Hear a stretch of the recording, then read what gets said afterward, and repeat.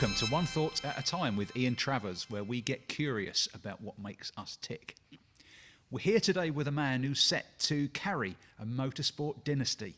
Welcome, Bradley Gravett. Ian, thank you for having me. Finally, we're here. Absolutely. Mega. And with the car. Absolutely, with all the bits and bobs on it too. I think it looks absolutely fantastic. Yeah. Which I hope you can see in the background there. Yeah, no, fantastic. It's brilliant. I know we've been talking on and off for a while now, but it's just so great to actually have the time to have the conversation now. Of course. Well, go on. Let's kick it off. Sure. with tell us what you do. Well, Just the if you hints in can't, the background. obviously for those of you that aren't watching it, if you're listening on the podcast, I'm a racing driver, so I race in the Mini Challenge JCW series. We've just gone public on that for 2022. So in 2021, this is what I drove. This fabulous Mini behind me here, I'm a British racing driver, and I'm planning to compete in the series again this year. Very exciting. Right. So I think what would be really interesting is to how did you get here? Yeah, that's a very long story. So for those of you who don't know, my father was a professional racing driver for his entire career. And throughout my entire life, I spent growing up around motorsport. Lots of drivers, lots of cars, lots of circuits. I mean, he was international, so he went all over the planet. So for me, motorsport's genuinely in my blood. From the day I was born until now. In fact, he retired in the late 90s, but he's continued to do a few bits and bobs. So I've been around it my entire life. And yeah, I kind of always wanted to do it. I know you always a lot of people think that I was sort of pushed towards it, but I thought, that's cool. I want to do that. I really want to do that. And yeah, we've just chipped away at it, and eventually we've managed to make it happen. So what's an earliest memory that you've probably got of something to do with motorsport? Oh, it's all coming back now. So the earliest memory, I think of memories, I look at pictures, and I sometimes wonder, do I really remember that, or do I remember the picture? I don't know if it actually, you look at the picture and think, do I remember being there or not? I don't know. My earliest memory, I remember sat on the start line at Silverstone at 1998, so I would have been 5 years old, and I've just given my age away there, haven't I? And I remember Dad was in a different car. I don't know what happened to his car, but he was racing in a Honda, an independent. He actually won the series that year, and we were sat on the start line, and I was like, where's Dad's car? Because it was a different car, and I remember that's my earliest memory of motorsport. I'm sure there were probably some before that as well, but that's the one I can actually think, that was 98, and that was what we were doing then. So then, Silverstone, start line, which is Dad's car. I don't think it was a particularly quick car because he wasn't that side, he was over there somewhere. So, I mean, we opened up talking about a motorsport dynasty as well, and obviously, your dad was very successful as well. Just tell me a bit about, does that bring any pressure? Yeah, so it goes two ways. So obviously he was, not obviously if you don't know, but my father was fortunate enough to win the British Touring Car Championships not once but twice. So he won it in 1990 originally in an old Ford Sierra RS500. A lot of people would say that is the golden era of touring cars. Yeah. They were all mighty cars, 600 and odd horsepower, rear wheel drive, absolutely no stability at all, far too much power, not enough grip, and you had to be pretty confident to be quick in that car. Yeah. And he worked incredibly difficult. He went up against all the big boys, all the big teams, all the manufacturer-backed teams, and he managed to go out there as an independent at the time, find the budget, and go out and win. And throughout his entire career, that's what he had to do. So he had to go out and raise the budget. He's driven for various manufacturers throughout his career.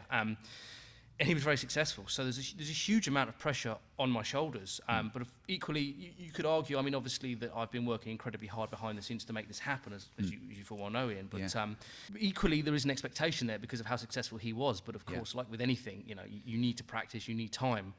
And I have had limited time around motorsport, so I need the time in the seat. I need to learn stuff. I need to do things. Yeah.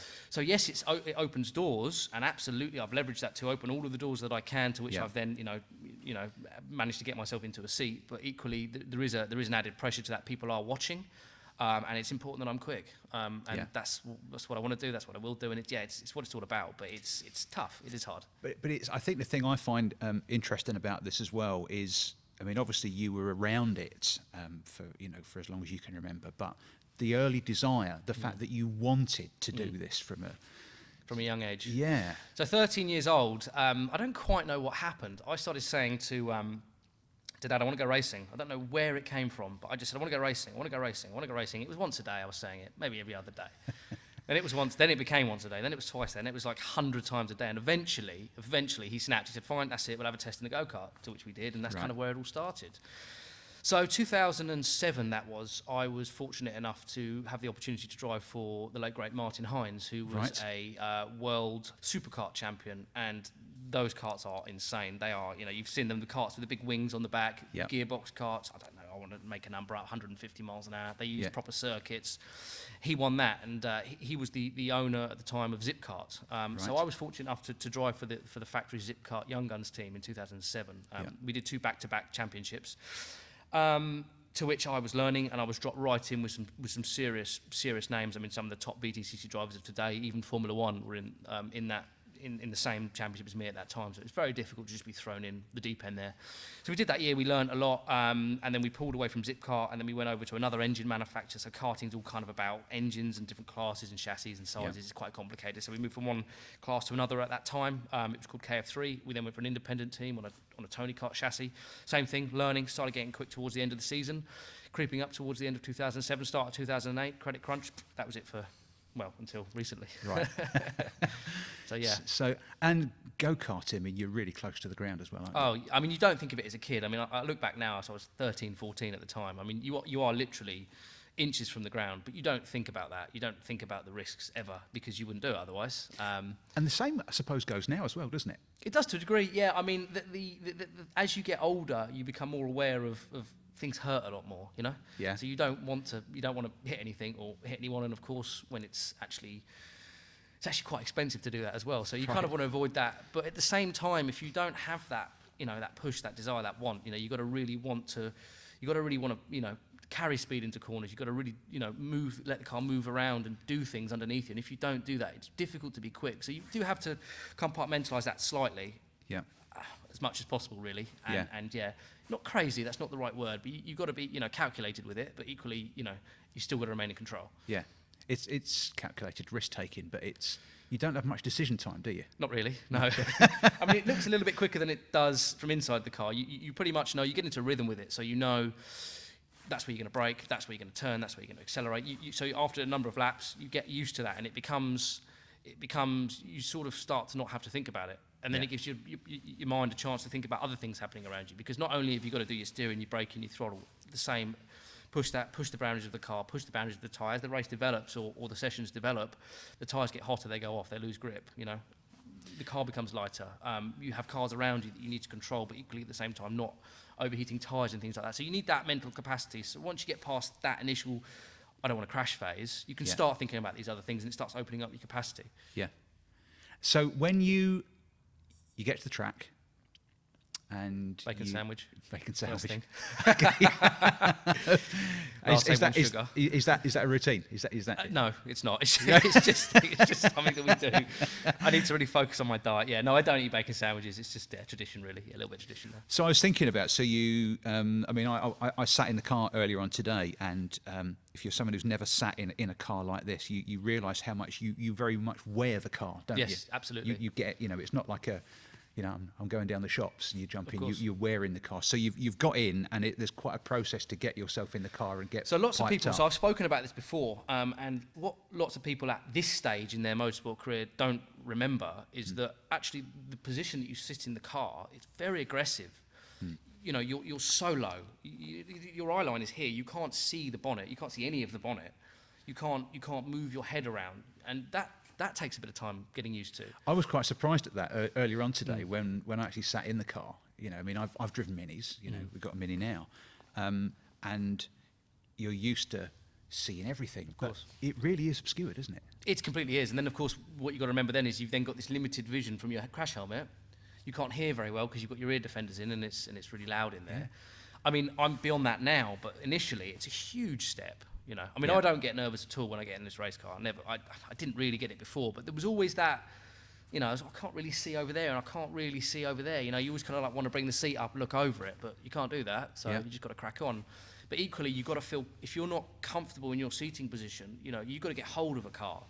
So when you're, if it goes wrong at 100 mile an hour, you've got to pick it up immediately. And if you don't, you can, be in a wall, and it's really important to not do that. Not be in a wall, we just spoke about. Yeah. So you're in the car then. You've got in. What's going through your mind? So first thing I'm thinking about is safety. First thing I think about before I get in a race car is the safety, and it's the cliche, but it's true. suits. I've got to make sure the suit's done up. I've got to go through that process first. I need to clear the list down and get through that process of balaclava's in, helmet's on, it's done up tight, hands is on, strapped in, check the hands, is it working? Are the belts over the hands to protect the neck? Is everything right? Good, I'm in. Then it's warm the tyres up. So it is safety for quite a long period of time, and depending on the circuit that you're at, it can take 2 laps, it can take 5 laps to warm tyres up, depending on how long they are. These cars are notoriously very oversteery, so you'll tend to find that on the first couple of laps you get a lot of the rear moving around, and you've got to let it move. So you've got to let that happen. It's a horrible feeling. You get used to it in time, but you've got to let it move around. You've got to let the temperature build up in those tyres, because when it does, you'll have grip. And if you don't let it do it, you'll have no grip. No grip. It's literally like that. It's slick tyres when they're cold. I like driving with a ball tyre on ice. That's what it's like, right, in the dry. And of course, if the ambient temperature is, they work it, I'm probably going to get this wrong, but I believe they work at around 85 degrees at that region. So if the ambient temperature is 30 degrees, you're already at 30 degrees. So in the summer, they're already semi-switched on. Yeah. If you're looking at 7, 8, 9, 10 degrees, they're at 10 degrees. That's 20 degrees less. That's a huge jump. Yeah. So you'll get in the car in a colder session earlier in the morning, and you'll have no grip. So these are all the things that you've got to think about. Once the tyres are up to temperature, you're leaning on them and making sure they're there and it's all good and everything, you're happy with everything. You then start pushing those boundaries. So then you start braking later, picking up the throttle sooner, turning in later, carrying more speed in. And you're just building those up, looking at your lap time. Is it working? Is it not? And you just take it from there, really. So you, as well as warming yourself up, you're kind of, the U-car combination has to warm up together to get it. It does, absolutely. Race ready. I mean, and as a human as well. I mean, it's lots of people don't realise, but it's incredibly debilitating on the body and the mind, actually. The car. I mean, I am more tired after a race weekend, and okay, it's difficult, it's hard. It's not the same as I could go and run half a marathon and be absolutely fine at the end of it. Yeah. I'll do 2 sessions in a race car, and I need to go to bed at 7 o'clock. I'm knackered. There's so much mental capacity there that you have to cater for, and you have to be incredibly fit to drive these cars. There's so much. I train 5 days a week. I have done for years, and the reason, and I realised this. I had a moment last year, and I was strong enough to pick it up quickly enough. And if I hadn't been strong enough, I believe that I wouldn't have been quick enough. And the steering's heavy and they're uncomfortable and they bounce and it's hard on your neck, and you've got your helmet on that's heavy. You've got lots of parameters there that you've got to work with. And of course, you're forgetting you're doing it in a ski suit. Of course. So the car's an oven. You're wearing long johns. Yeah. All across your body. You've got balaclava on. Then you've got a several layer race suit over the top of that. You're strapped into a seat which is all cushioned. It's hot. Yeah. So I come out and it's like I've had a shower. Makes my hair look terrible. It's interesting, isn't it? It's as a spectator, you see the colourful car whipping around a circuit. You don't get any of that. Well, it's a show, really, motorsport. I mean, it's a show for the spectators, for the telly. It is, and I think lots of teams and drivers lose sight of that sometimes. It's not actually about us. It's not about any of that. What it's about, it's about a show for the people. That's what it is. Yeah. And fortunately, I'm the front man. But if I always like to use the sort of, it's like a rock band analogy. You've got the lead singer. Everyone knows the lead singer, but it wouldn't happen without the drummer, without the bass guitarist, without all the other people. I'm not a music man, so I don't know who everyone else is. But I know there's, for these big guys, these big guys and girls, these musicians, there's hundreds of people behind the scenes making it happen. And it's exactly the same in motorsport. Yep. There's so much going on behind the scenes. It's crazy. I remember when we first got in contact, and I'd seen you at Donington, and I remember the thing that stuck with me there was the fact that you mentioned it's about the audience, the crowd, and that you took time out around the middle of the day to go and it's so important. Sign autographs, It's so important because for lots of different reasons. But as I said earlier, I can't stress enough. It is about those people. They're spending money to come and watch you. They want to come and see you. I've also got. I'm a little bit in a unique situation because of what Dad achieved in his career over a 25-year period or whatever it was in motorsport. So lots of people, they want to see him, they want to see me, I'm his son. There's quite a lot of interest there. So I think it's just important that I give as much back as I take from it. I enjoy it. I like it. I like it. It's nice. It makes people stay. It's nice. Make the effort, and not everyone's doing it. Yeah. So. And you can tell. I mean, you use it. The time that we spent together. I mean, you showed me your racing simulator. Which was great fun to have a go at. By the way, I appreciate that. That was great fun. But yeah, that whole thing. It's good to get an insight about what is happening behind the visor. Of course. So let me now move the race on. So you're in the car. Yep. You've warmed up. It's all ready. Your tyres are where you want them to be. You know, you're sweating buckets but comfortable. You're on the grid now. Of course. What's going through your mind? I'm thinking, what's for dinner? No, that's not true. Some of it's true. No, it's not really true. No, so on the grids, I'm sat there. I'm in first gear. I'm in the box. That's crucial. Hold the handbrakes in first gear, foot on the clutch, and I'm just sitting there revving it. Yeah. Revving it, picking it up. I'm looking at the lights. They'll come on as soon as they go off. Just. And what do you think? So, because I mean, all of that stuff, I'm sure by this time, I mean, that's all second nature that you're doing. It is now, yeah. So what are you thinking about when you? How many cars I can drive past until I get to the first corner? Simple as Right. that. Yeah. Right.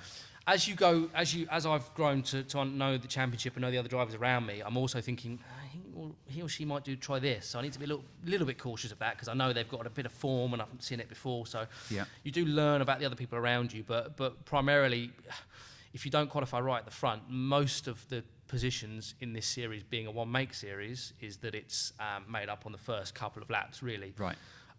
So I'm thinking about trying to get past as many people as possible, but at the same time knowing that because it's a one-make series, people are going to try and be heroes on cold tyres, and still one lap on most circuits isn't enough to put temperature in the tyres, mainly the rear tyres. So you tend to find that you get one or two people spit off. Right. Who run out of talent. I know. Watching some of it last year and watching some of the Mini Cooper as well, and you get the sense that someone is thinking, "I'm just going for that corner," Yeah. and you look and you think, "I don't think they're going to get around that." Yeah, that is actually quite an issue you get with one make series, not just the Mini Challenge. You get it with all of them. Is that you do get heroes, and you just, it's even if it's not your fault, it's your fault if it ends your race. So these are all things that you learn. That's known as racecraft. So you just have to learn that, and that's always developing as new drivers come in. That things will change, but fundamentally, people want to overtake on the inside. That's where they're going to go. So you move your car over and you try and minimise that risk to you as much as possible. So a thing I'm interested in here, thinking about racecraft and thinking about yourself and your dad as well. Do you listen? Do I listen? So obviously, when you were early in your race career, were you able to get almost like a head start on racecraft, or Yes. was it something very much that you So worked on? I'm very fortunate to have a multiple British touring car champion as a father. And yes, I did listen. This is the honest answer to your question. I did because he knows more than I do. Simple as that. Yeah. Because he's been doing it longer. Now I've got a little bit of experience. There's now things that I'm starting to learn myself and develop on. Where I think, actually, I don't need to ask that question now because I know that question, or I can maybe work around that problem, or maybe I could make a setup change to the car that might improve it without necessarily running that past Dad. He's very, very good at setups on cars. He's incredibly good. Yeah. Unfortunately, he hasn't had the opportunity to actually get behind the wheel of this car. So not necessarily, he might not know what's best for this particular car, but fundamentally and dynamically, cars behave in the same manner. They just want to go straight. Yeah. And when you turn a corner, something might happen that might prevent that. It might be too soft. It might be too stiff. It might be various things that are happening underneath you. Yeah. That are preventing you from doing what you need to do. And as a relatively new driver to this level of motorsport, sometimes it can be difficult to understand or differentiate the difference between, is it me or is it something with the car? Yeah. And I always like to point the finger at me because I don't like to blame the engineers or the team because they just work, they know what they're doing, they work so hard to get everything right. So I think, well, it must be something I'm doing because that bit must be right. But sometimes there's a bit of toing and froing, things need to change, and that's why you test. So change this thing here and it'll do that, and then I'll change a bit of my driving, and then you work together and you push forward together. Yep. So yes, Dad's input is very, very valuable for sure, 100% for you. And there's another dynamic at play here, isn't there? Because you think, well, surely if your tyres are wearing down, we'll just change the tyres.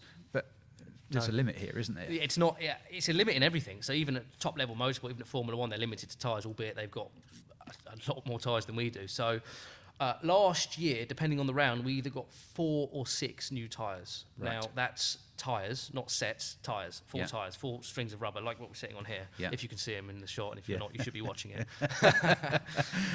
And if you lost a tyre because of a flat spot, or it popped off the rim, or you were too aggressive with it, or you cold scored it if you pushed it too hard when it was cold, you lose that tyre. And if you lose that tyre, you immediately become at a disadvantage.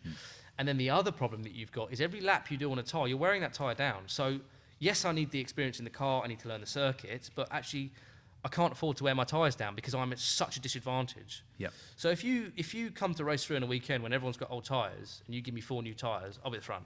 Simple as that. Because it is such an advantage. A new tyre is... You put a new set of tyres on for qualifying, you've probably got, we use Brands Hatch Indy as an example, you've probably got lap and a half to warm them up. You probably go on lap 3, by lap 5 they're done. They're getting slower and slower and slower and slower and slower. So you've got to set your time in that period. And that's where, being careful, using your analogy of the ball bearings in the box, exactly. that has a massive bearing on how you actually wear your tyres evenly as well. It is, yeah, it is. It's how you warm them up. It's vital to get that right. I mean, it almost feels like I think, well, if I was going to do that, I kind of want someone sat in the seat next to me working this out while I'm going around, but you're doing that as well as driving and doing all the other stuff. So what we've covered so far, the fascinating story, and obviously, as you've said, for people to do it, pick up the phone. If you want to do it, do it. I just want to change tack a bit now. Sure. I know that we've been working together for some time now, talking about mindset and how that applies in this arena. So I just want to sort of take us down that avenue a little bit. And I know one thing that we started talking about was different race circuits have different things that come to mind, and different features for different race circuits. So whether you just want to elaborate on what we've been talking about there. We worked obviously very closely together in the past couple of months now, isn't it, I think? And I think I said something to you which really resonated. We were talking about Thruxton, and we were talking about Church. And Church is a very, very fast corner. It's flat out in most things, or if not, it's very close to. And I described it to you as scary corner, to which you then immediately, I'll let you take over from here, Ian. Yeah, I picked up because, knowing what we do, I straight on that scary corner. Because in my mind, if you think something's scary, subliminally, your body's going to do something there. Yeah, of course, yeah. Yeah, which is why I love the way that you talk about it now. Absolutely, because as we discussed, I've preconditioned myself to believe that that's a scary corner. So when I'm coming up to Church, I'm thinking, scary corner. And now it's what corner? Great corner, fast corner, exhilarating corner. Come on. Above. Yeah. Send it corner. Fix it afterwards. So it's interesting. We talked a little bit earlier about, what's going through your mind when you're on the grid. So thinking about some of the stuff we've been working on now, when you are now thinking about a race circuit and you are thinking about certain features, what kind of thought process, what is going through your mind now? What are you trying out or doing that you maybe weren't doing before? I think the key thing here is I wasn't really thinking that much about it, really, to be honest with you, and it was all subliminal. So I'm turning up to a race circuit. I'm obviously thinking, I'm practicing on the simulator. Yeah. I'm going through footage, but I'm not really thinking about corners as such and what they are. But when I get in the car and I actually strip it back, after the season, whatever, and actually I think, yeah, okay. I was thinking that I better not turn in early, because if I do, then I'll miss the apex and potentially run wide on the exit. And I was sometimes thinking those things, which actually, when I look back, it probably was slowing me up slightly. Whereas now, I'm able to identify those things and strip it all back and think, actually, no, don't think like that. Think, turn in late corner. Yeah. Brake late corner, or whatever, change it. There's a YouTube video which I just mentioned to you earlier on, and there's been a world record setting electric flight. Yes. It's on YouTube. It's I think it's Rolls-Royce. It's a Rolls-Royce aircraft, and I don't know whether they've done the motor as well. But the thing that really drew me into that, and it's along the lines of the conversation that we've had, is the test pilot was not in the plane, but he was stood by the side of the plane. Yes. And he was... I know where you're going with this as well. He was mimicking. Yeah. So you do this, We do the same thing, yeah. I mean, I certainly do it all the time. I mean, so this year, I hadn't had a great deal of experience on most of the circuits, but now I do. I'm actually able to drive most of the circuits in my head. I know where the bumps are. I know what that feels like to brake there. I know what that turn-in feels like, and I know what it feels like. And yeah, before, one of the things that I like to do now in my head is actually run myself through that lap. That's where I change gear. What's my reference points at that time? That's what happens. That's when and yeah, you do think it through in your head. Yeah. So I totally resonate with what that pilot did. He's probably slightly frightened though. First electric. How far did he? It was a long way, wasn't it? I think they did a 5, a 10, and a 15-kilometre flight. Incredible. I think. And the other thing, which I guess is different now than if you'd have gone 20 years ago in this, is that you have the opportunity to practice on simulators. Yeah. So tell us a bit about that. Yeah, they're incredible. I was very anti-simulators for a long time, and I've never been very good at video games. So I've never been that delicate with things or whatever I happened to be playing at the time all the way through. For me, it was just key smashing and whatever whatever you did. But and I think I looked at the simulator a little bit like a video game. I mean, it is a video game. They all are on simulators, which are in essence video games, but they are serious bits of kit. You know, you've got the pedals, all the brake pressure's correct. You've got the you know, all the settings on the car should feel like the race car. So I do a lot of time now in the simulator. It's taken me quite a while to get used to it because there is a lack of there is no lateral movement in the body, so you don't feel those things. But having driven the real car and applying it to the simulator, I can now think, right, I know what it's doing. Like take the Crane of Curves, for example, at Donington. I know what that feels like. I know it goes a little bit light at the bottom, and I know it does that, and I know I've got to get it back, and I know what that feels like, and I know I've got to get the nose in and over the curve, and I know how that feels when you get that wrong. And all these little things that you... You know, the thing that's brilliant, and I've got to say, because people who are listening to this as an audio podcast won't see what I'm seeing now. Oh, I'm floating around like crazy. But Bradley's actually driving the car in front of me. You're actually moving your body, and that's fascinating, because that's actually, we're programming this, aren't we? We are. And it's that rehearsal, mental rehearsal. Going back to the mindset side of things, I think you can program that wrong. Yes. You can program that. So that's a bit of oversteer there. That's great. Let it move around. Let it happen. Because if you don't, it's not quick enough. Yeah. They will move. Yeah. They have to move to be fast. And that's the fascinating stuff that I know we've been messing around with and continue to mess around with as well. Yeah. Good fun. So, what does success look like for you? So as I said in the first part, it's for me right now, I'm learning quite a lot. So I'm taking as much as I can out of the small wins in motorsport. So, you know, getting the fastest sector, which I did at the last round on the Brands GP circuit, and all these little things, getting that apex right, getting the braking point right, consistency, getting within, you know, a number of tenths of a lap time, you know, bringing those lap times down and down and down and down, because I am still learning. Well, last year I was still learning. Next year will be a very, very different year. The dynamic will be very different. But not only am I learning, we're learning as a team. So we're learning as what the car does when you change a setting and how that feels differently and what feedback I give. And we're all learning together. So we're all taking success, not necessarily trophies last year, but just development in me as a driver. And as a team, more crucially as a team actually, because if the team is there, then I'm there. We have to work in harmony, so it's crucial. Next year, it's going to be a bit different. We're going to be looking for slightly different successes in the way of 3 steps. Yes. And when you think about that, it's almost, I asked you what it was like, you know, you're sat waiting for the race to start and what's going through your mind. But now when you're not in the car, you know, so when you were driving here today, when you're what are you thinking about? What kind of things are you now putting through your mind that are moving you towards that success? Only the positive stuff. Right. All the stuff that's, you know, all the oversteer stuff and the understeer stuff and the gravel stuff and missing an apex. I'm not even thinking about that. Yeah. Not interested. Yeah. I'm just thinking about myself, looking at myself with a really shiny silver trophy. That's what I'm thinking about. And then that helps me think about all the positive stuff to it, because actually, like you say, if you precondition yourself to think one way, you'll probably most likely behave in that manner, in that way, and you'll drive not necessarily to your ability. Yeah. I'm very, you know, confident in my ability, and as a driver, you have to stand by that. But as soon as you get self-doubt, which everybody has, you have to find a way to get around that. Yeah. And my way is I think about trophies. It's interesting because from when we first met as well, the thing that comes across loud and clear, I think, one is your passion for it. You know, this isn't just something you're having a play at. This is...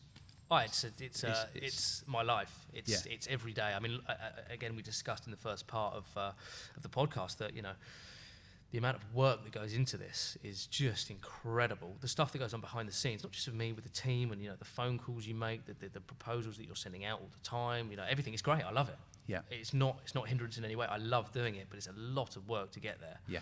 So the passion has to be there, because if it's not there, it's not going to happen. And really, the race weekend is that just brings it to a head every few weeks. Well, I always use the analogy that it's about 5%. So 95% of it is going out there making it happen. 5% is actually doing it. Yeah, it's a lot goes on behind the scenes. It's like social media, everything. It's great. It's brilliant. Love it. Yeah. How many events this year? 7. You caught me out there. Yeah. Yeah, so that's good. We'll actually make sure that those dates Yes. are in the comments section if Yes, people want to yes, yeah, go they'll along be and there see you in for action sure. as well. So that's really, really good. So knowing what you know now, I mean, before we started talking as well, you know, you're already, you know, well on the way to doing what you want to do. But knowing what you know now, if we could crack time travel and you could leave yourself a sealed envelope with a message in it to your younger self. 10 years ago, Yeah. I would have said what I said earlier, which is jump. Right. Put your hand in your pocket and jump. Right. Go out there, get the money however you need to get it, and jump to get into motorsport. 10 years. So let's go 15 years ago. What would you have written to yourself? Jump. Jump. So that's very consistent. Yeah, It's it's the same all the way through because I jumped and it happened. That's it. right. It's a great story. It's a long story I won't get into now, but the story's great. We have to talk about that another time. Yeah. So how it actually came back round, and yeah, it was all very odd. I ended up sitting on the motorway next to one of these race cars, sat on a trailer, and I thought, that's a sign. Brilliant. Well, no, it was curious. I mean, it's funny how things align, isn't it? Because as you know, we're celebrating 10 years in business this year. Of course. And of course, we're again, for those who are on audio won't see this, but behind us we have a car with the number 10 on it. Yeah. You know, so how curious is Confirmed that? for this year as well, so we're all good. Yeah, absolutely. That's brilliant. Well, look, that's been a blast. Thanks ever so much for taking the time. No worries. I hope that what we've done is, if anybody's actually interested in motorsport and is thinking about it, they need to Yeah. jump, right? Yeah, absolutely. And if anyone's watching this and wants to get into motorsport, contact me. I'm happy to help. Great stuff. Oh, And all yeah. the details for that will be in They the will be. in the details. Or you of can this contact me pod. through any social media channel that you use. I'm on all of them, so Great stuff. full-time job. Bradley, thanks ever so much for pleasure. taking the time. I'm actually excited about this Yeah, me season too. too. Brilliant. So great stuff. Thank you, Ian. That was One Thought at a Time with Ian Travers and our guest this time in front of the car, Bradley Gravett. Thank you very much. If you want to reach out and get in contact with myself or Bradley on anything we've spoken about, you'll find all the details along with the podcast comments. I hope you'll join us on the next episode. So it's goodbye from the Graves Motorsport headquarters. Hope you've enjoyed it. See you soon.